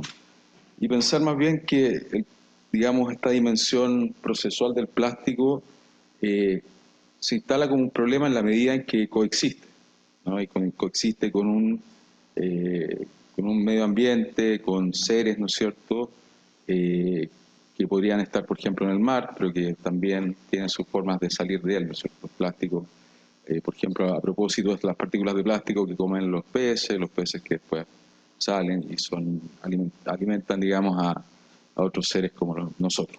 ¿no? Entonces también una pregunta que uno podría, una derivada, ¿no es cierto?, sobre la relación basura, toxicidad y lo residual, ¿no? Como una manera de repensar lo residual también, ¿no? Para dejar de pensar, ¿no es cierto?, incluso cuando lo criticamos, dejar de pensar lo residual o la basura como aquello, digamos, que hay que eliminar de alguna manera, digamos, ¿no? Y quizá la pregunta tendría que ver con cómo poder aprender a cohabitar el espacio con una basura, digamos, ¿no? Y eso podría provocar nuevos modos de generar incluso la basura, ¿no? Sí, una suerte de camino largo. El caso de Julieta, también las porosidades, digamos, ¿no? Solo a propósito, ¿no?, de estas posibilidades, ¿no es cierto?, que discurren entre distintas materialidades, ¿no? Creo que tú decías esta idea de continuo entre distintas ontologías, ¿no? No sé cómo pensar la fluidez, pensaba un poco también en lo que te decía Sebastián sobre la idea de la coexistencia, ¿no? A propósito de múltiples mundos que están coexistiendo en simultáneo, ¿no? Creo que es una idea interesante que uno podría desarrollar. Muy sugerente me parece tu presentación, y otro elemento que tampoco, no es para que lo conversemos ahora, pero claro, también aparece esta dimensión de lo normativo, ¿no? Tú hablas de lo aceptable, problemas de límites, ¿no es cierto?, que siempre nos lleva a una suerte de pregunta normativa que puede operar en distintos planos y niveles. Y el caso, bueno, el caso de Carlos, que lo conozco un poco más, digamos, ¿no? Pero yo creo también aparece un poco la pregunta que está vinculado con lo que decía Cristian, un poco estas porosidades, ¿no? O sea, cómo, digamos, el museo en tanto institución se deja permear o no, digamos, en sus bases constitutivas, digamos, metafísicas respecto de lo que es, ¿no es cierto?, una institución que intenta preservar, ¿no es cierto? Preservar implica una cierta concepción de la historia, de los objetos de la historia, como que hubiese una verdad que hay que mantener, ¿no es cierto?, de manera séptica para poder, de alguna manera, para que se proyecte en el tiempo de una cierta forma, ¿no? Entonces también aparece precisamente la pregunta por un poco lo que decías tú, lo sucio, lo accidental, digamos, ¿no? Todas estas cosas que podría uno pensar que también tienen una cierta participación ahí, o sea, que no son solamente digamos, una externalidad negativa, ¿no? Eso. No sé si alguien quiere o no.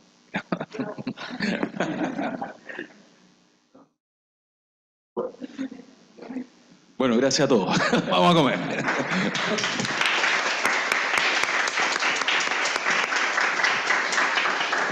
Bueno, felicitamos a nuestros 4 estudiantes de posgrado que conformaron este panel, así como a Antonia Viu y Pedro Moscoso por haberlo coordinado. Antes de iniciar el receso, para ir a almorzar, 3 datos. Primero, para adquirir el libro de Zakiya Jackson, que está aquí,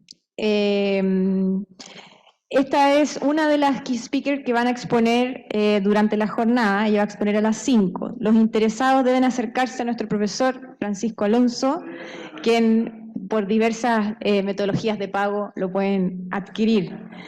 Quiero contarles también que está la librería Catálogo con nosotros afuera, por eso vieron esos libros, y que nos acompañan con venta de libros relacionados también con los temas de la jornada, y también están para pagar con tarjeta de crédito, como quieran, y van a estar hoy día y mañana, ¿ya? Incluso vimos algunos libros de nuestros profesores, está el de la Antonia, así que hay muy buenos libros.